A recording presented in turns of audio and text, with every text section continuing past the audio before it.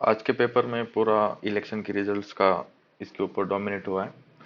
तो ज़्यादा कुछ न्यूज़ नहीं है। फर्स्ट पेज पे पूरा इलेक्शन से रिगार्डिंग है। 4 स्टेट्स में इलेक्शन हुए, उससे रिजल्ट दिए गए।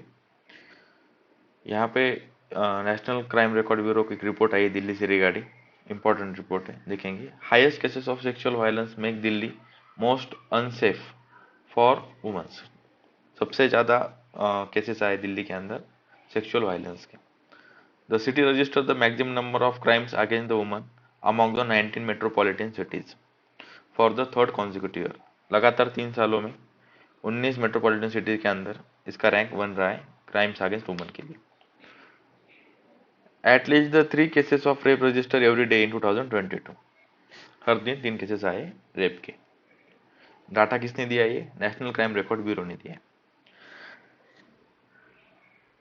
क्राइम इन इंडिया रिपोर्ट, ये इस रिपोर्ट का नाम है। It is released by NHRC। Recorded that the city recorded 14,158 incidents of crimes against the women in 2022। तो इतने इंसिडेंट्स हुए वुमेन्स के खिलाफ। इतना डाटा इंपॉर्टेंट नहीं है, एक डिस्ट्रिक्ट एक दिल्ली के रिगार्डिंग का डाटा है, तो इतना इंपॉर्टेंट है नहीं। बस इतना याद रखिए कि यहाँ ज़्यादा वुमेन्स के अगेंस्ट क्राइम हो रहे हैं। ठीक है, यहाँ पे इंपॉर्टेंट एडिटोरियल है। डिसेबिलिटी से रिगार्डिंग, डिसेबल लोग होते हैं उनसे रिगार्डिंग एडिटोरियल है। तो इस एडिटोरियल में ये बोला गया है कि जब तक जो डिसेबल लोग हैं वो अपने लिए खुद पॉलिसी नहीं बनाएंगे तब तक उनका कुछ उद्धार नहीं होगा। ठीक है, तो यहाँ पे फोकस किया गया है पावर्ड बाय, मतलब उनके द्वारा। ठीक, इसके ऊपर यहाँ पे फोकस किया गया है। जो डिसेबल्ड पर्सन होते हैं वो मल्टीपल वर्नेबिलिटी से सफर करते हैं। Social, economic and gender vulnerability होती है उनको, तो वो डिफिकल्टी फेस करते हैं। ग्लोबली अगर आप देखोगे तो 1.3 बिलियन लोग डिसेबल से ग्लोबली, ये पूरे ग्लोबल में 1.3 बिलियन लोग डिसेबल से, जिनकी पॉपुलेशन अगर अपन काउंट करेंगे तो इंडिया की पॉपुलेशन भी 1.3 बिलियन ही आती, तो इक्वल हो जाता है। ठीक है, तो इस 1.3 बिलियन जो ग्लोबली डिसेबल लोग हैं उनमें से जो 80% है वो डेवलपिंग कंट्रीज में पाए जाते हैं, और जो रूरल एरिया के अंदर 70% लोग डिसेबल्स रहते हैं। ग्लोबल की ये बात कर रहे हैं, ठीक है, पूरी दुनिया के अंदर। करंट सिस्टम जो है वो एक्सक्लूशनरी अप्रोच उनको उनके लिए करती है, जैसे कि उनको पॉलिसी मेकिंग में खुद नहीं लेती, उनके लिए पॉलिसी बनाती है, ये यहाँ पे बोला गया है।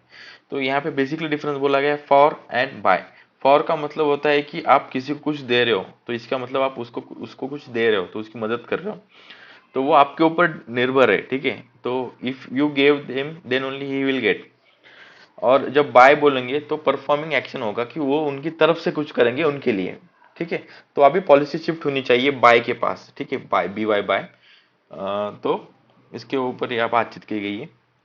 अगर आप डिसेबल लोगों को इंक्लूजन करोगे तो ग्लोबल जो GDP है उसमें 3 to 7% बढ़ोतरी होगी, ये यहाँ पे बोला गया है। इंटरनेशनल लेवल ऑर्गेनाइजेशन की स्टडी है। उस स्टडी का नाम है the price of exclusion, the economic consequences of excluding people with the disabilities from the world of work. तो इस स्टडी के अंदर ये बोला गया कि अगर आप डिसेबल लोगों को इकोनॉमी के अंदर इंक्लूड करोगे, उनका इंक्लूजन करोगे, तो दो आपके जो ग्लोबल GDP उसमें इंक्रीज होगा 3 to 7%। इंपॉर्टेंट डाटा है, याद रखिए इसको। उसके बाद जो जॉब अपॉर्चुनिटी होती है वो उनके लिए लिमिटेड होती है, क्योंकि जो कोई भी प्राइवेट इंडिविजुअल उनको रखने से पहले ये सोचता है कि यार ये काम कम करेगा, पैसे उतने ही लेगा, उनको फीस कुछ स्पेशल ट्रीटमेंट देनी पड़ेगी, उनके लिए रैंप वैम्प वगैरह बनाना पड़ेगा, उनके लिए इंफ्रास्ट्रक्चर बनाना पड़ेगा। इसकी वजह से तो वो उनको लेते ही नहीं है काम के ऊपर। तो ये स्टीरियोटाइप से जो उनको काम नहीं मिलता प्राइवेट सेक्टर के अंदर।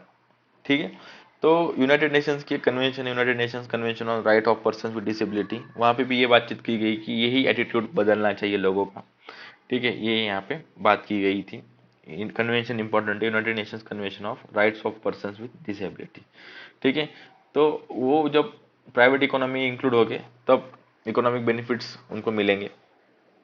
वैसे आप देखोगे तो गवर्नमेंट ने क्या क्या काम किया है, स्टेट गवर्नमेंट और यूनियन गवर्नमेंट ने इसके ऊपर बहुत काम किया है, वेरियस उनके स्कीम्स है।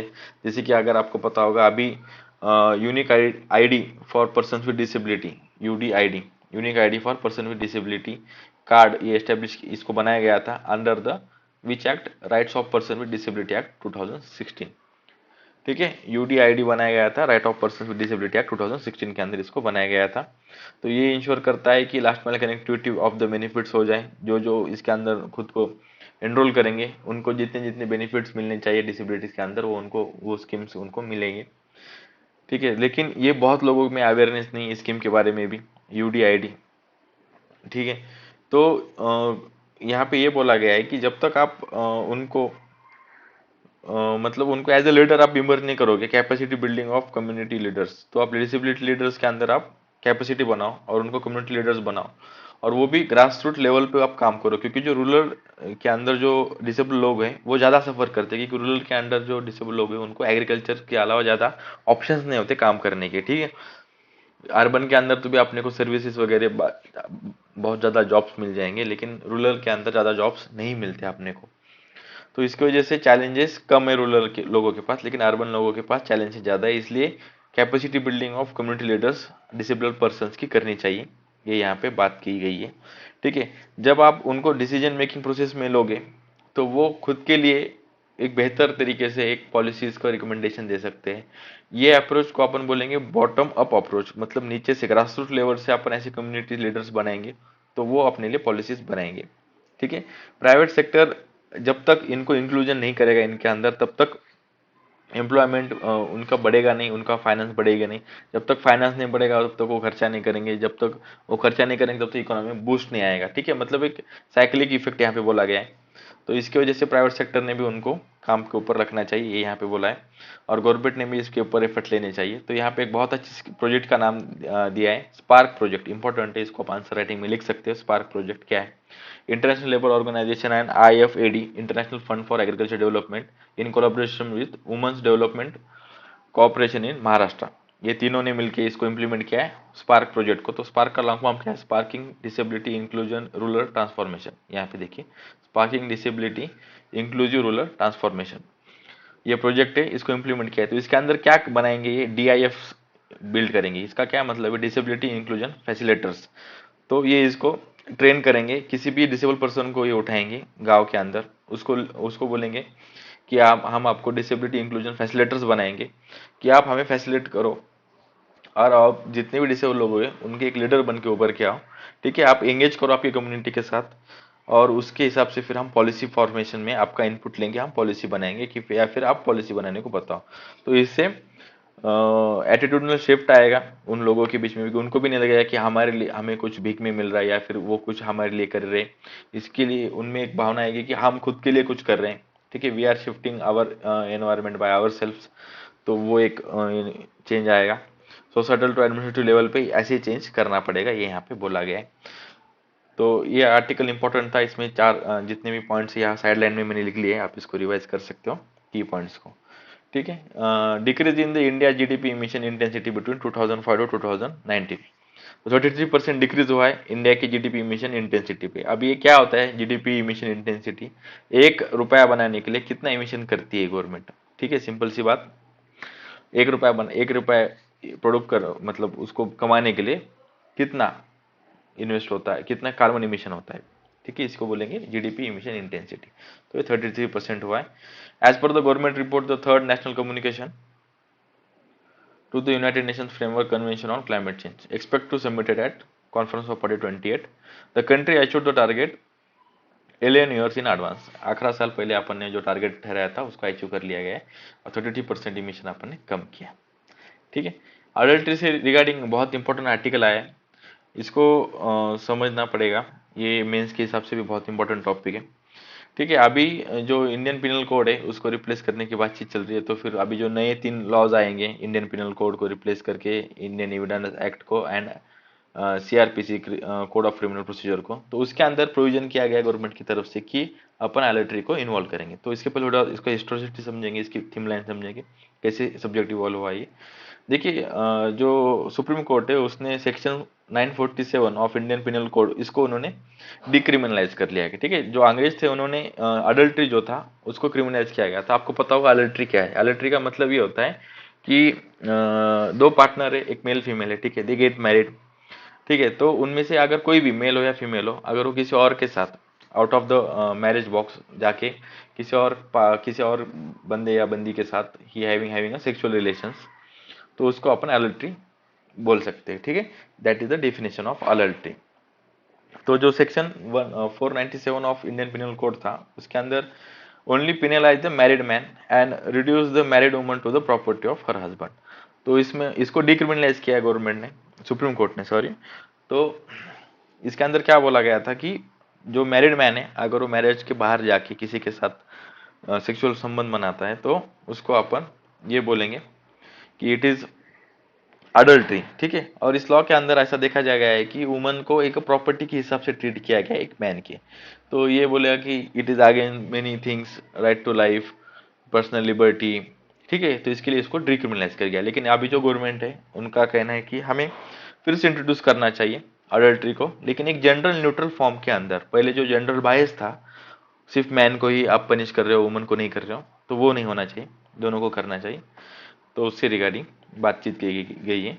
The parliamentary standing committee on the home affairs examining the 3 new criminal law bills set to replace the Indian penal code, code of criminal procedure and Indian evidence act recommended that the criminalisation of adultery on gender neutral lines, ठीक है।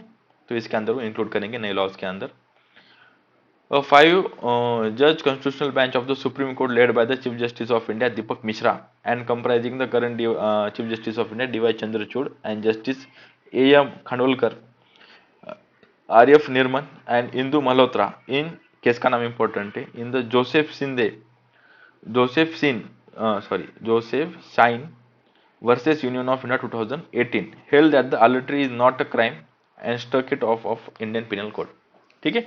2018 में adultery को निकाल दिया गया था crime case से, और उनको बोला गया था कि आईपीसी से इसको निकाल दीजिए, तो आप कोई अडल्ट्री करेगा तो उसको क्राइम नहीं माना जाएगा।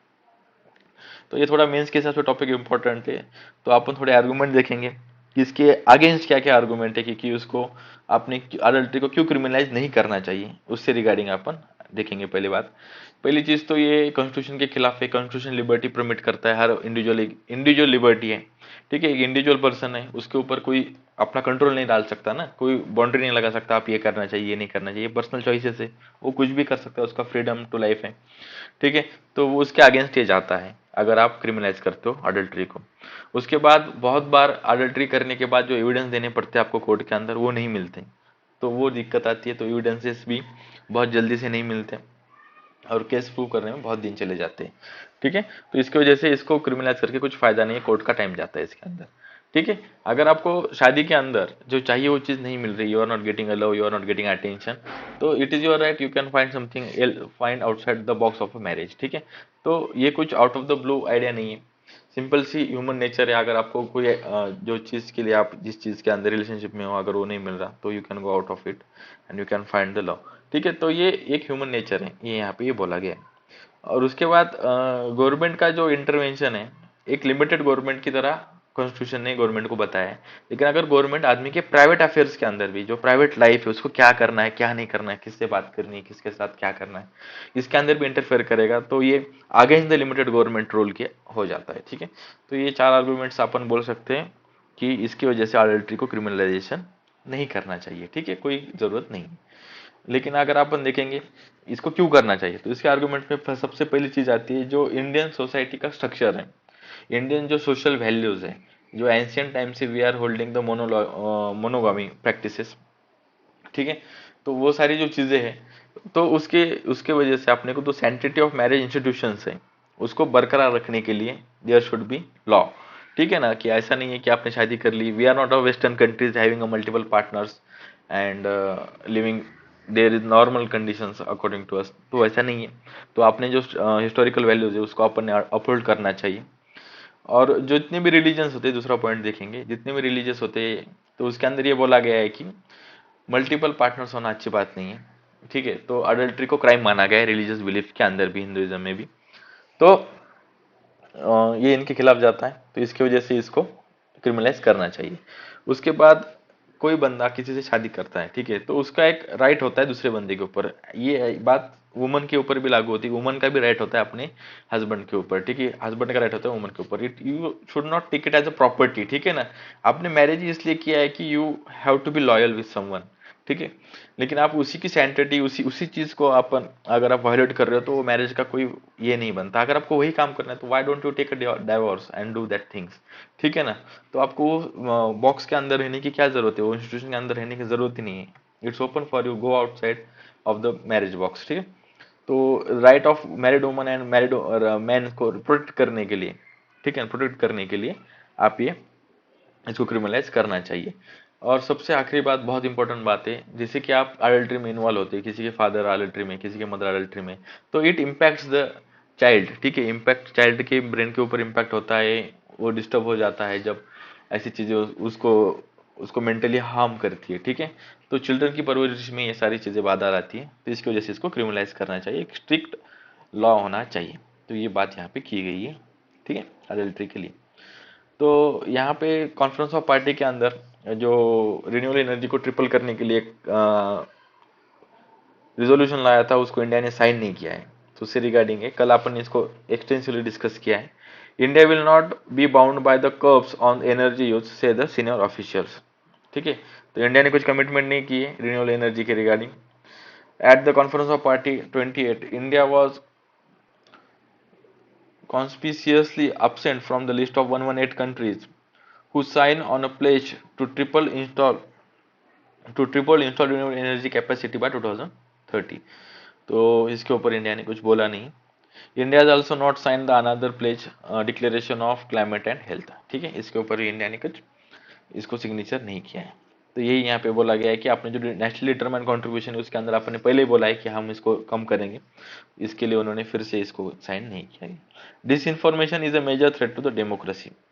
तो यहाँ पे इस न्यूज के अंदर एक ही बात इंपॉर्टेंट है, what is the disinformation. Disinformation is a false और misleading intentionally spread to divide the people, deceive the people, often in pursuit of objective, ठीक है। तो ये इंटेंशनली फैलाई जाती है, ये बात इंपॉर्टेंट रखिए। डिसइंफॉर्मेशन और मिस इन्फॉर्मेशन में बहुत डिफरेंस होता है, ठीक है। डिसइंफॉर्मेशन को इंटेंशनली स्प्रेड किया जाता है किसी को एडा बनाने के लिए, ठीक है।